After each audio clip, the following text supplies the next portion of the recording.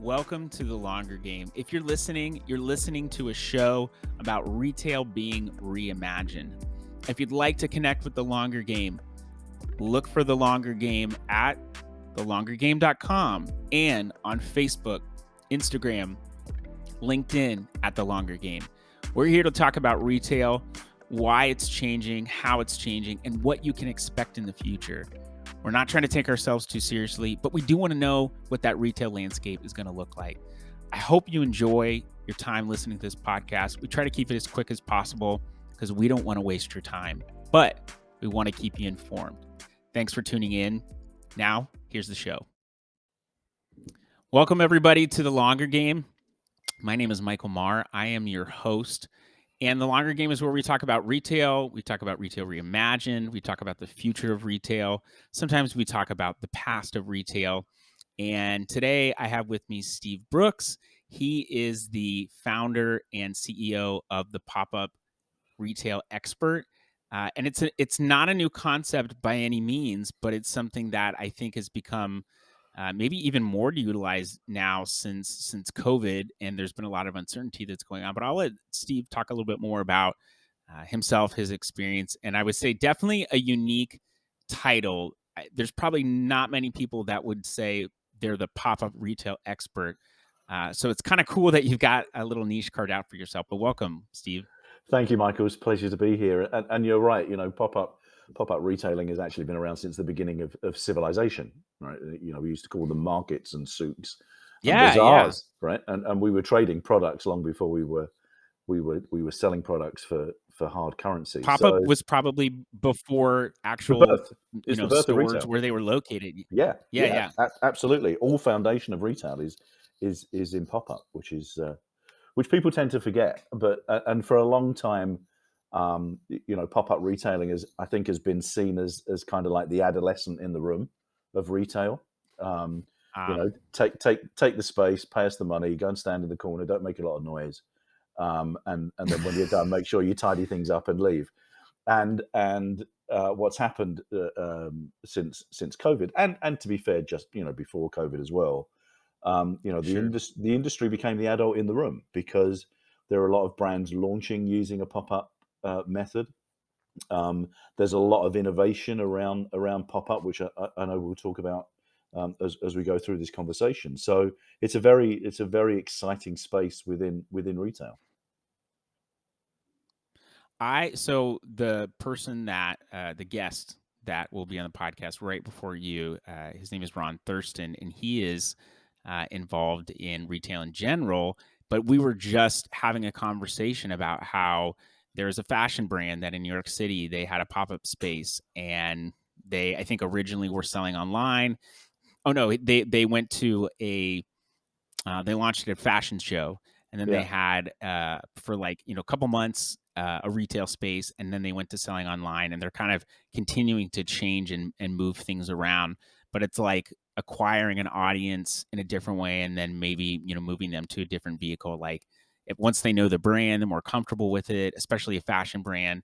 They know what size they are in a product, since you could, especially in women's fashion. My wife has like a small and an XL in two totally different brands, and it doesn't quite make sense. So something like that, it makes a lot of sense to acquire and then move to stuff online. So are you seeing a lot of combination retail too? Yeah, and Ron, I know really well. We've worked on some projects together. His book Retail Pride cool. Is a must read if you're in retail, even if you're not in retail. Okay, I think it's a must read, so that you understand our industry, and we're both incredibly passionate about that. You're right. I mean, the fashion area, I think, has been one of the niches that's seen the explosion from online to inline. Certainly I've worked with some brands that have built up a reasonable following, have been doing some good numbers in terms of product sales, but wanted to get out and really connect with the consumer in a physical way. So 78% of people still want to touch, feel, and engage with a product before they buy it. So you don't need to fill your store with every line, every SKU that you've got on your books. You bring in your top sellers, and then you integrate technology in a way that benefits the consumer. So having tablets or laptops available so they can order the color and the size that you don't keep in store, and you have it drop shipped to the store the Okay. next day so they come back. So that there is a lot of that. Um, the other thing I think around fashion is that there is kind of this micro celebrity status around fashion brands as well, particularly if you're in Okay. design. So being able to get out and go to your database and say, listen, we're going to be in X, Y, and Z mall for this period of time. People do come Mm. and make a point of coming in to meet the creator, and I've seen that be very successful on a number of occasions. Well, and e-commerce brands utilize limited availability, limited stock, whether that's true or not. They use that limited time to help, create a sense of urgency. But in this case, if there's a fashion designer that's going to only be there in residence, for 3 months, like you've got that period of time. It is a legitimate, limited time offer. So if you want to meet the brand, especially before they, get big, or you're in the process of getting big, like you have to go during that period. Correct, correct. You're absolutely right. And I think that as you say, with limited time offers, there's a micro activation business operating out of the UK right now called Souk, which has activations in their stores that might only be for 3 or 4 hours at a time, or a day, or Oh, just a wow. weekend. And so that really does focus the consumer on okay, it's this product at this price. It's only available today. And they have had instances where people have queued around the block, to get into the store. But I think that's the way that our industry is heading in terms of trying to be creative, and drive sales for the people that want to operate pop-ups, or for the brands themselves, get that message out there. And it can be used in fun ways as well, for town halls, for music launches. Souk actually had a guy that rented out the store for a few hours to propose to his girlfriend. So it's Oh, quite wow. yeah, quite innovative in the Did he use. get any brands involved, or it was just like No, no, the it was space just itself? Okay. him, yeah. But that would have been quite cool as well, I guess. So, yeah, the Like, industry hey, needs to move forward. have your I was gonna say just have your proposal sponsored by Hermes or Louis Vuitton or something like that. Like, that would be Yeah, yeah, that would be engagements, marriages brought to you by exactly, whomever. exactly right. Yeah. So, the industry's moving pace, and retail in general, because of COVID, had to adapt, and it's been a bit of a dinosaur. Yeah. Anybody that's Sure. been in retail for as long as I have, knows that it takes a long time to get stuff done, and it's only because of the likes of Amazon, and strong online brands, Walmart and Target and so on, that's really forced retailers to think about the customer experience, to think about the logistics, the back of house inventory management in a far more focused way than they would have done previously. I think that's a great perspective and something that, the Amazon world is booming right now. E-commerce is booming right now. A lot of people get excited by the new and the shiny, but we can't forget the data which says that majority of purchases are still being done in store. And Absolutely. I think just that data alone, doesn't prove that. I don't think it proves necessarily that people need to see something in person, but it does say that that tactile experience is important. So much so that when I use this on the podcast with Ron, but when a company on Amazon that was selling bug spray put a 360 photo on their listing, which you think, bug spray, okay, it's got, what are the ingredients? Does it work? How many ounces is it? What else do you need to really Yeah. know from a bug spray? But they put a 360 photo on, and they increased their conversion rate by 10%. Mm. To me, that says, and I mean, this is my interpretation, but people want as tactile an experience as possible, whether it's in store or online. Yeah. And one of the ways that I see, like omni-channel is really what the longer game is about. It's about how do you, not just play in the in-store space, how do you not just play in the online space, but how do you merge those things together? And even online, someone going, having their own storefront versus being on Amazon. Those are two totally different things. Yeah, they utilize some of the same technologies. Yeah, there's digital marketing, but the way that those things work are very, very different. So I've seen a lot of service businesses that fail to they're doing, Shopify store builds, and they're doing Magento store builds and all that stuff. And they're like, oh yeah, we can service Amazon. It's pretty similar. And in reality, it's very difficult because the whole operating system is different. And one of the big things that we don't have as a service agency with Amazon is developers and Mm. e-commerce companies that are, developing e-commerce shops. That's some of their main people are the developers. And so like we don't get to handle that. Amazon handles all the developing. You just say, okay, Amazon's like, hey, here's this little small spot, put whatever you want in there. If we approve it, if we decide to upload it, like there's all these, ifs, and people start working with Amazon. They're like, why do they do that? That doesn't make any sense. They shouldn't do that. And I'm like, well, yeah, they shouldn't, and it doesn't make sense, but it's their rules, so we have to abide by their rules. And here's Absolutely. what we're going to do. But majority of purchases are in store, and I think omni-channel really is the wave of the future. And what I like hearing from you is kind of validating some of the stuff that I've been saying, which is that I think the retail experience is going to change and evolve, and hopefully be more of an experience where someone comes in, and instead of having, like a Walmart where the store is incredibly huge and all the stock is out and there's a smaller back room, we bring, we cut the store, in half, or in two-thirds. And the first third of the store is really focused on a really engaging customer experience. And you can have people on the floor that are, demoing products, or that are helping and assisting people, almost concierge. Like, I'm not saying this is necessarily what would happen at Walmart per se, but the rest of the back of house is stock, is storage, and they're utilizing the infrastructure of logistics that e-commerce, especially companies like Amazon, have really had to create in order to get stuff done efficiently. That's really where I see the Yeah. future of things going.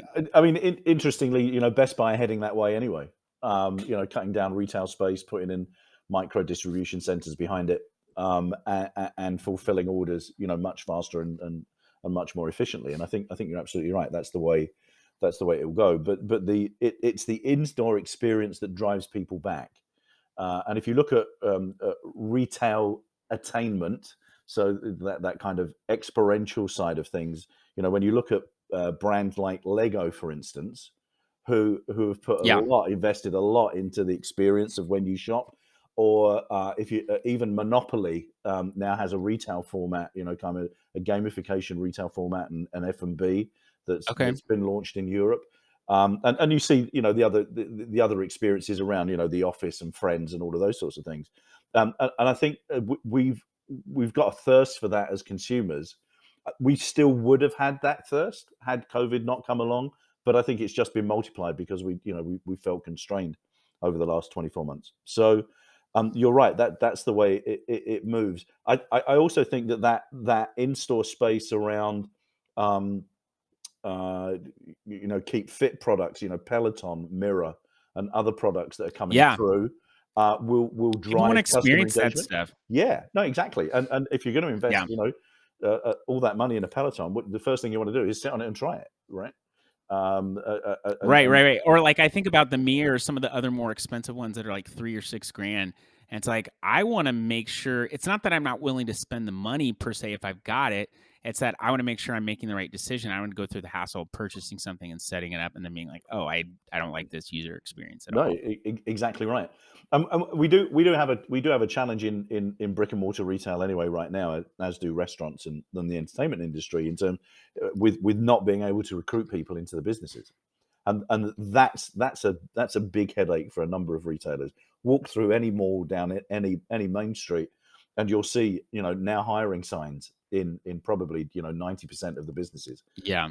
Um, and I'm Why sure do you think Ron would. people are having such a hard time attracting people? And I was gonna say, one of the things that Ron Thurston brings to the game is talking about having pride in working in retail. I've worked in retail before, and sometimes there is a little bit of shame that you just kind of automatically assume of, I'm in retail, and so I'm not, working in some service thing, or I'm not working at some Sure. big company high up, or I'm not at an executive level. But like, you're the face of the company. You are literally what will decide if someone comes back or not. If they have a bad experience with you, and you work at Nordstrom, they may say, "I hate Nordstrom because of this one person," and that No, person may not even be working there anymore. You know? yeah, no, you're right. It comes down to training. It comes down to motivation of the team. It comes down to the way the brand is positioned, and people want to go and work for brands that they love, right?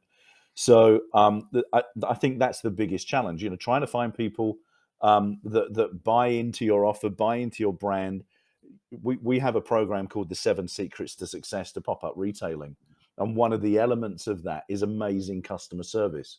Not good, not great, not fine, not okay, amazing. Because 64% of Yeah. people will come back to the store and seek out that sales associate if they got great advice and went away with a product that they really That happy with. specific person. That specific person. So when you start Wow, okay. investing in people, and that's the key, you've got to invest back into the team. Investing in technology is great, and people have been driven by that because of COVID and click and collect, and all of those sorts of things. But Sure. you've got to invest in the team. You've got to invest in the look and feel of your pop up or your retail store, and So when they're you the say keys. invest in the team, can you give us more like a real contextual example of in a pop-up shop, how do you invest in the team? So for me, it's about taking them through the brand journey. Okay, Okay. and them understanding the product. What are you looking to achieve from your pop up experience? Right? Is it there purely as a marketing exercise? Are you there just for brand awareness, or are you there to sell product and create brand awareness? Are you there to grow your database, and so on? So giving those employees all the tools that they need, and sometimes Michael, it's not money. Sometimes it comes down to just the way that you talk and you engage with your team. And to anybody that's Okay. listening in retail, I'm sure there'll be a few that have turned up the first day at work, and somebody gave them a badge or gave them an overall or something, and then kind of left them to their own devices for the day until Right. somebody realized they were All right, new. figured out. Yeah, right. That doesn't work. It might have worked in 1975, but this is 2022 almost, and the expectation People's of the kids expectations are a lot higher. so much higher, so much higher. And there is that, well, if I don't buy it here, I can just go online and look for it. So, and Yes, I might not yes. get that experience. So, I think it's about, and listen, it's retail owners as well that are the stumbling block to this, because no longer is it acceptable that we turn the lights on, we make sure the shelves are full, and we open the doors and people come. Right? Yeah. That's not, you've got to be visible. You do need to be using, social media channels. You do need to be making sure that your customers are going away and telling everybody what a fantastic experience we just had at Michael's store. All of Yeah. those things, add up and add up and add up. Particularly now, because when COVID hit, we went to a very very localized buying geography, right? And I've been saying for Yeah, some yeah. time, local is now the new global. Because if do people really want to travel 20 miles to a mall, 30 miles to a mall, where if they drove 30 miles to a mall in an opposite direction, they would see the same brands and the same architecture and the same food offer and so on. So keeping people engaged, and main streets, bringing pop-up stores in that are different, that have an experience. Maybe it's pop-up restaurants, maybe it's physical education products and all of those sorts of stuff. Just to keep it interesting, so you keep people in the environment. And landlords have really come round to that way of thinking as well. That we need to be more flexible on the prices that we charge. We need to be more flexible on what we can give them, because, as I said right at the top of this, the pop-up retailing was kind of like the adolescent. Just go over there and don't bother us. and Yeah. and and malls really do need to invest in time into those brands, because they are the brands of the future. They are the brands that are continually communicating with their customer base to say, this drops in the store today, come and get it. And do you think that COVID probably accelerated some of those landlords, like, they were Oh, eventually gonna have to do that, but it kind of accelerated their need to do that because 'cause they're like, "We need yeah, capital." yeah, absolutely, absolutely. It's no surprise that Simon went out and bought retailers up, to keep the doors open and so on in some of their stores, because what were they going to do? I still think you're going to see some middle ground attrition during 2022, just because of the knock-on effect of logistics and staffing and all of those other things. But I think that if you focus on focus on the team, focus on the brand, focus on the message, and then if you use a pop-up strategy, if you move that around so that you broaden your reach, then it's a great strategy for growing your business. We've taken businesses from one location to 108 in less than 18 months, just using a pop-up method. Wow. Because and it's And that's not real exposure and to real people across different absolutely, marketplaces or absolutely. across different market segments. Excuse Yeah, me. Okay. yeah, and this isn't just replicating it to the next nearest location, and that's again where confusion sets in with people that get into pop up retailing. They just think it's going well for me here in Mall A. Mall B is just 10 miles down the road. I'll go and open up in there. It might be a totally different retail mix, totally different demographic, and Yeah. so on. So part of what we do at the Pop Up Expert is really doing deep dives into all of those factors that replicate what your success is, and then moving that to the right location. I know that like certain it's like here I'm in Cincinnati and someone who goes and shops at Kenwood Town Center, which is like probably the most happening mall in this area. If you were to say, well, like what about people on the west side? That's like the kind of not the it's the side of town that like if you're a west sider, you're a west sider and you don't like people from the east side. And if you're or really anywhere else, and if you're from anywhere else, you like kind of look down upon the west side. And the west side is just more there's honestly a lot more uh you know big stores, big like Walmart, Applebee's, just like big, well-named brands. There's not a lot more. There might be some, mom and pop shops, but there's not like the more artisan stuff, I would say. You've definitely got a different demographic of people, maybe people that are working, more, I don't know, industrial type jobs or craftsman jobs as opposed to people who might be working in finance or business, wherever the case might be in some of these other areas. And that's not even always true.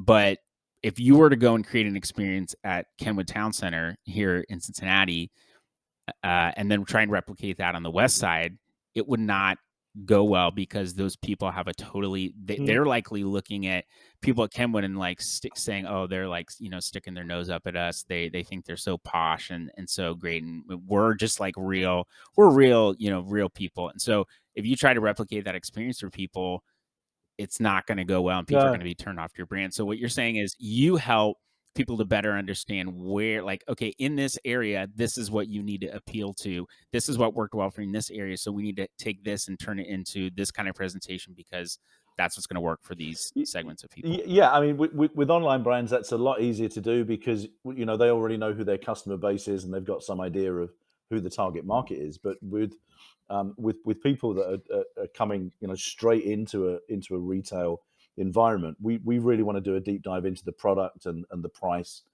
and then help them craft that message so that we put them in the right location to make sales. Obviously that's key. Interestingly enough, that Okay. the selling pattern of that can be a little scary as well, because I can tell you from having done hundreds of pop-ups in 57 different countries in the world, that the first week you're almost down to the bone on your fingers, because people are kind of like, oh, this is new, what's going on. You do need to build Yeah. that consumer confidence, and it's not till you get to about week 4 and 5 that you actually see your sales really start to take off. So you have to Okay. understand that. So you do have to be patient. You've got to be patient, but you need to do all the things around that as well. So you do need to keep that message going out. You do need to make sure that those sales that you're driving in the early days are still, people are still leaving with great experiences, because they are the people that are going to be bringing other consumers back in the future. So there is a degree of patience around that. You're absolutely right. And then once you've established that and you've tinkered with that model to get it 100% right, then that's when you start to replicate it in similar locations, right demographics, as I'm saying, right retail mix, and so on, right target market. So maybe it's not that you go to both places in town, it's that you say, "Hey, who is more my market segment? I wanna go to that place in this town and appeal Yeah, to those people." yeah, yeah, absolutely. And we're not just talking about product. Pop up can be food trucks, right? And Right. creating a food festival just out of food trucks in a mall car park, or in a town car park. So there's all sorts of different What about, like, nuances that you can take. service industries, like a barber or something like that? Have you seen any pop-ups that are, like, around that? That's I a feel like it'd be great more point. like a celebrity barber or something, but Yeah. I don't know. So service industries do really well. Okay, so things like lawn cutting, solar panels, garage doors, replacement windows, because you've got time to stop and talk to the consumer, engage with Okay. them, qualify them, maybe set the appointment. But yes, having people come in to do something that's experiential, like you see these guys on TikTok or on Instagram that just plop a chair up in the middle of town and start cutting people's hair for free and having conversations. Having that kind of experience, it would Yeah. be lovely. But credit card companies, power companies, even car dealerships, from a service perspective, do great numbers from a pop up experience. But there has to be so what I there has to be commitment to patience, but there has to be, you said, creating that experience. And so what you said about brands that are getting into malls and landlords having to be a little bit more lenient with what they'll accept and what they'll help provide certain tenants has changed because the brands that are doing pop-up experiences, they're the brands of the future. And it's not that they're just popping up and expecting, like you said, you can't just be Target or Walmart or any Home Depot or Lowe's, open the doors, expect people to come. People have an array of options when it comes to where they're going to purchase. They can purchase online, and we know that they do. They can purchase in directly from the brand store online. They can go to that brand shop. They could go to a different retailer, smaller retailer that they know they're going to have a better experience at than yours. It's not necessarily just price focused either, but they're doing these pop-up shop brands, or the brands that are doing pop-up shops, they're engaging off Amazon. Excuse me, I'm so used to saying Amazon. They're engaging outside of the store, they're engaging on social media. They're saying Correct. they're creating, like, hey, this item drops for 4 hours, and then Yeah. after that 4 hours, or like it's here and then it's gone. Yeah. Whoever gets these, it could be like a donut shop. Like if there's a really great donut shop, it's like we close when we sell out. So if they sell out at 9 a.m. and they They're open done. at Yeah. 6, then they're done. But Sure. that's creating an experience. And like you get there at 10 o'clock and you're like, oh damn it, I missed this opportunity to have these really great donuts. But they're doing more than just popping up. It's not help the audience to understand more about that. Like the reason pop-up shops are successful, it's not just because they're opening their doors and No, people no, are no. coming, right? No. It's the whole back end of that. So pre-promotion to their databases about where they're going to be, how long they're going to be there, right? I can give you a great example of a collaborative of streetwear brands that opened up here in Illinois that took all of their online customers with them on this journey through opening the store. And they did it in a really clever way because it was all in black and white as they did it, kitting it out, stocking it, and so on. And the day that they opened, Ah, everything turned into color, and just kept people engaged. And they post 6, 8 times a day. They have people that want to come in every week because they want the next in that series of what they're ah. doing. So they're engaging with them. They created a selfie booth, so people now come in and buy the products and then post their own pictures on their own social media. And that's Look, creating and that user-generated content for the brand. absolutely right. How cool is Yeah. that, right? They bring in DJs at weekends, just or people just come in and actually play some vinyl, which is Okay. great for kind of involving the consumer. And they've got to the stage now where they're helping very small startups come in and do their own little pop up in their own pop up store at the weekends just for the day. Okay. And so instantly there were four guys involved that collaborated on this product, so they 4x their reach because of their databases. And then you've got the Yeah. reach of now consumers, then you've got the reach of the pop-ups within the pop-up. You add that to the involvement that the malls put in to promote them and get the message out to their regular shoppers, and they're doing great business. I mean, it's a real joy to see. I mean, I imagine that those brands that are putting the effort to, like you said, engage their email lists, engage their audience if they started out online and building out the store, they're already creating a great experience and those people want to come in. Then you're creating excitement around new lines, a selfie booth, bringing a DJ in vinyl, and then people that are in the area walk by a store and hear a DJ and they're like, "Oh, like what's going on here? Let's just check it out." Yeah, yeah, Now you're getting that off the street traffic, and because you're engaging people, like so I've as someone that's has been a reseller of brands before and has gone to trade shows and sold those brands online on Amazon, eBay, on my own website, and created some of my own brands that have succeeded, some haven't. And when you go and walk the trade show floors, like in Las Vegas, so many people do the same thing. It's a table yeah, with goods on it, and the person's behind the table. yeah, There's already separation from those people, and they're just expecting you to walk up. And the places that do the best are when they typically open up the space. There's a little bit more of an experience there, like you can sit in a recliner while you watch this TV that somebody has, or people can come in and play with something. That's if it's a toy show, like, hey, come in and experiment with this thing. yeah, You can you can use it right here. Or the person's kind of standing out a little in front and they're like, hey, have you ever seen blah blah blah blah blah, or they're just starting to engage with people. That's drawing people in. You can't just sit there and say people are going to come up. Like nobody has, I would say, argue that nobody has that revolutionary of a product that it's just total, like everyone has to see it yeah, right now, or majority of people don't. So it really is about how you're engaging the consumer, whether it's in person, whether it's once they get in the store, whether it's sending them to a certain spot, whether it's their experience online, their experience on Amazon, all that kind of stuff. Each aspect of that really matters. yeah. Totally, 100% agree.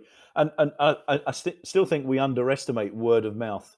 Talking to your friends about, Yeah. oh, I've been in here, I've been in there, and we know it works against you, because if you get a bad customer experience, restaurant, retail, you Yep. tell everybody, because Hmm. but you're right.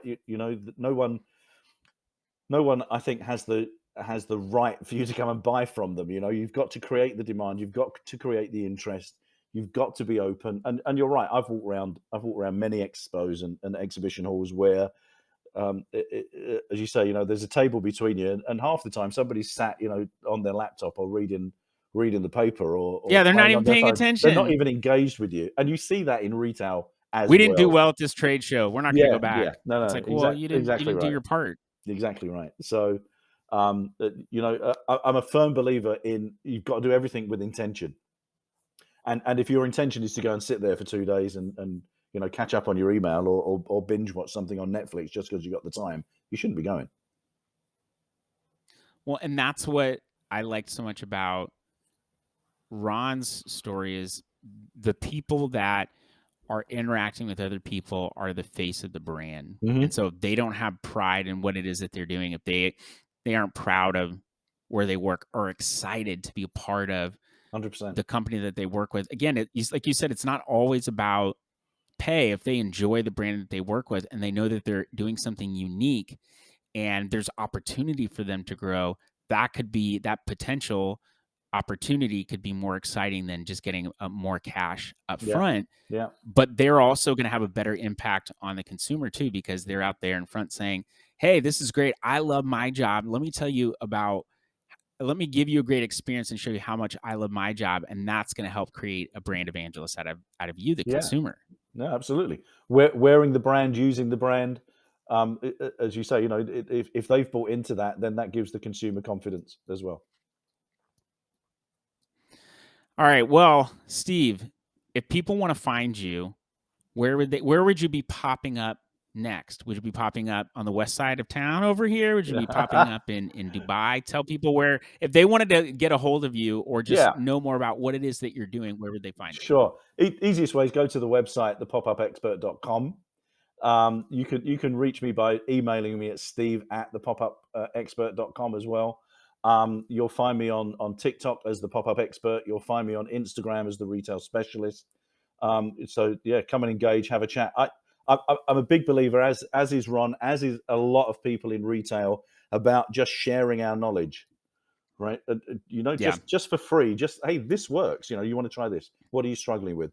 So I'm always happy to get an email from people, get a phone call from people who are just looking for some insight, maybe a little bit of help.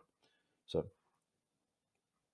That's awesome. Well, people, the future of retail is here. It's coming in many formats and it many is. fashions. Yes, people are on Amazon. Yes, people have their own storefronts, on the internet. I think that thing's going to pan out. We'll see. And people are having, their own still stable brick and mortar stores, but people are having their own pop-ups. There are so many different ways that you can experience a brand.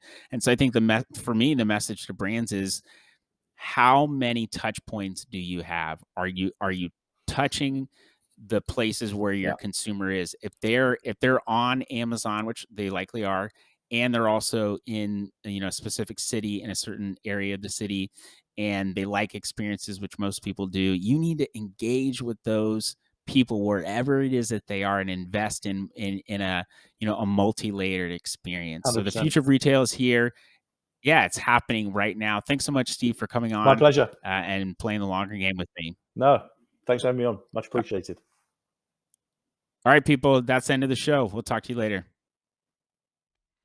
Thank you for listening to The Longer Game. We genuinely appreciate your time. And if you want to connect with us, please reach out to thelongergame.com. You can fill out a contact request form there. You can also find us on majority of the social media platforms, except for Twitter. That's the only one that we're not really on. This show is brought to you by my agency, Cartology. We're helping brands accelerate growth and become profitable on Amazon. If you'd like to know more, go to thinkcartology.com, fill out a contact form, and we'll get on the phone. That's what it's all about, connecting with you and building a relationship. This show is also brought to you by ArchDevOps. They are the ones that are helping make all the logistics of this podcast happen. We are so thankful for them. If you want to get your podcast up and running and you want to automate as many things as possible, go to archdevops.com. That's ArchDevops.com, and reach out to them. They can be super, super helpful. Thanks for tuning in. I hope you have a great rest of your day and be blessed.